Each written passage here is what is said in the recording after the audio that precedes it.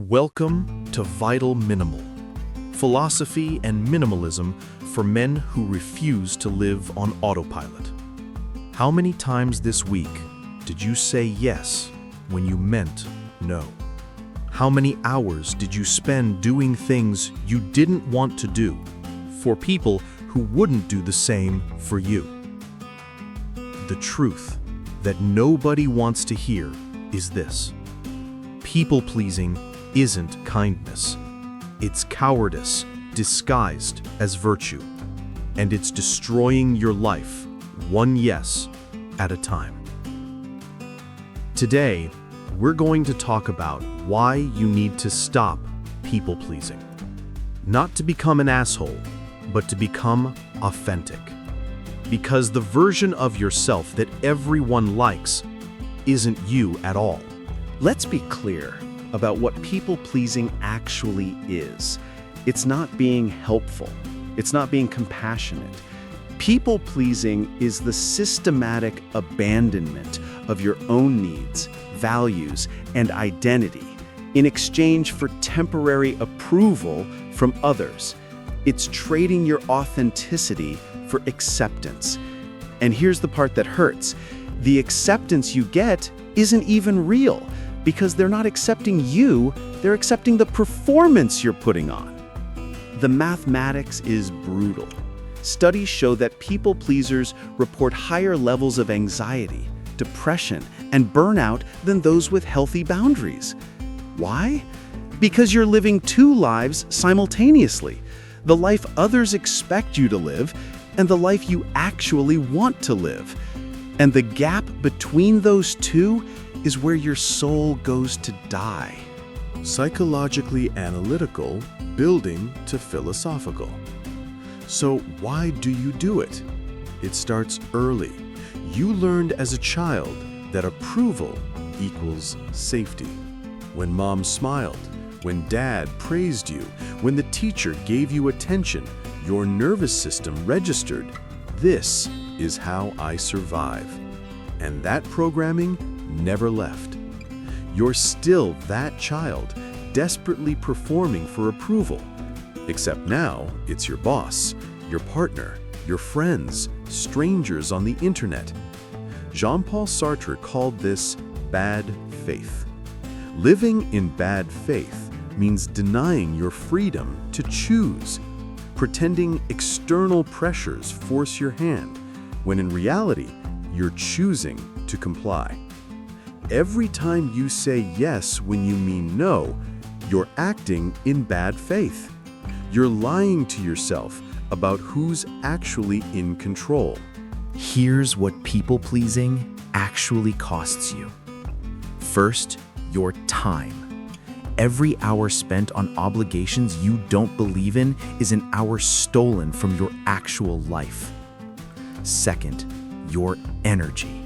Maintaining a false self is exhausting. You're running two operating systems simultaneously, and neither one works properly. Third, your relationships. The people who love your performance will abandon you the moment you stop performing. And the people who would love the real you never get to meet him. But the deepest cost is this: you lose yourself, not metaphorically, literally. Neuroscience shows that when you consistently suppress your authentic responses to please others, the neural pathways that represent your genuine preferences actually weaken. You're not just hiding who you are, you're erasing who you are.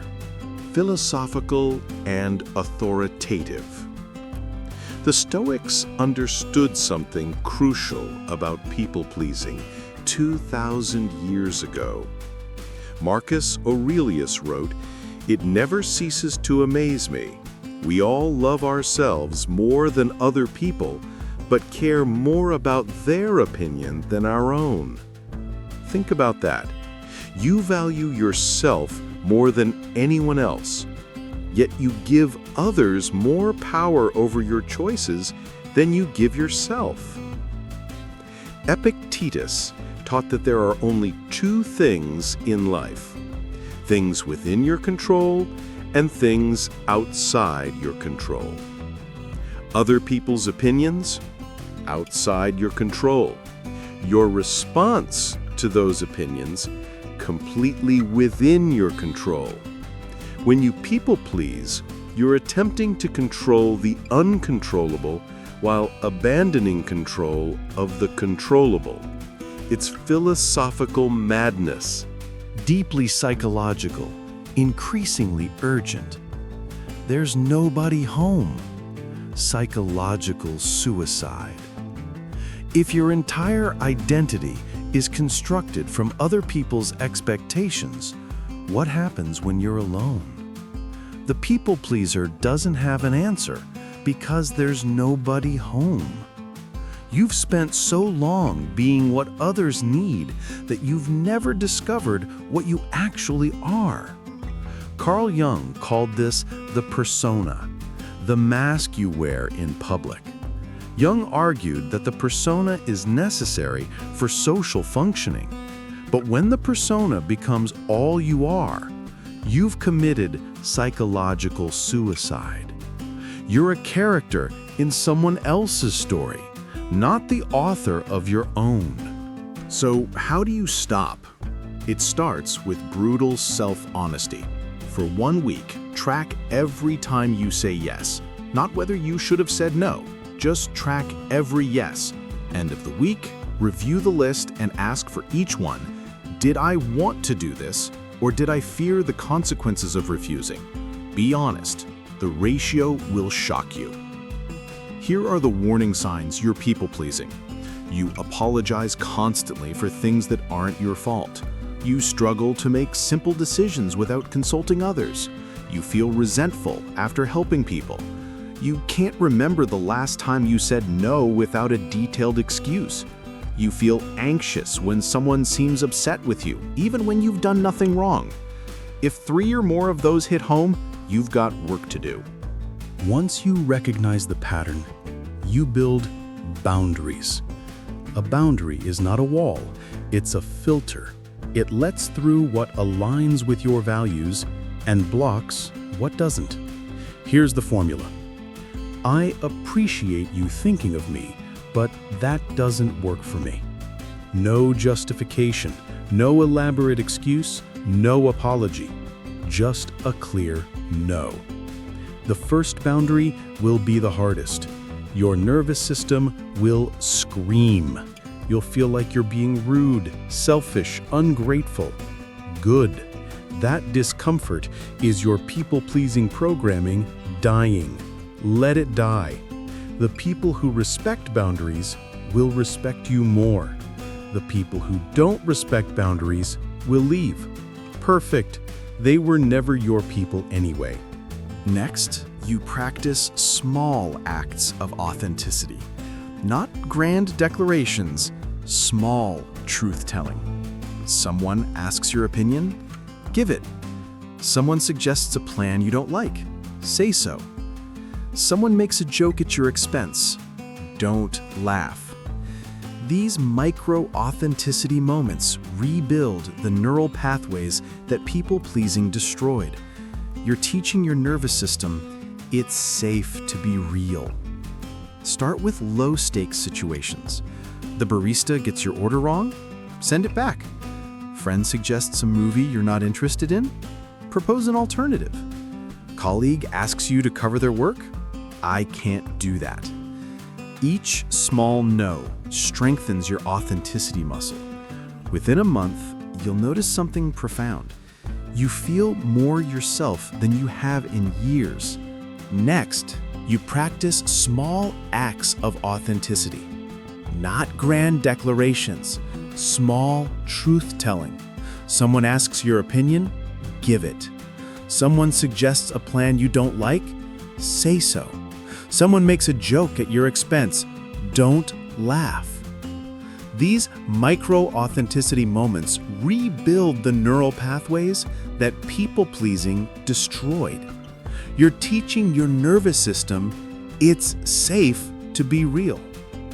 Start with low-stakes situations. The barista gets your order wrong? Send it back.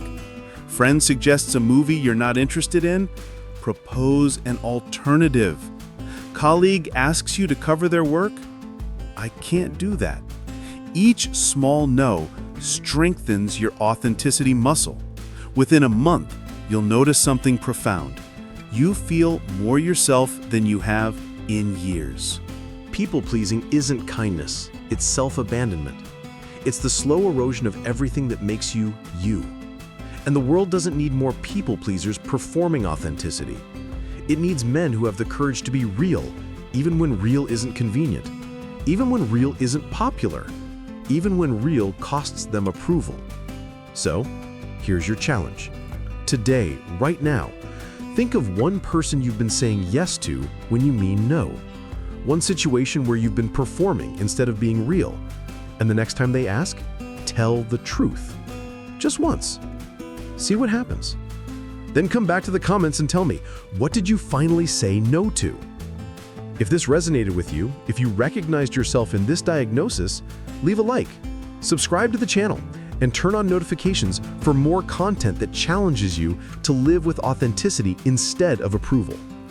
And share this with that friend who you know needs to hear it, the one who says yes to everything and wonders why he's exhausted. Next video, we're talking about why you should quit social media. Not take a break, quit. Until then, less is more.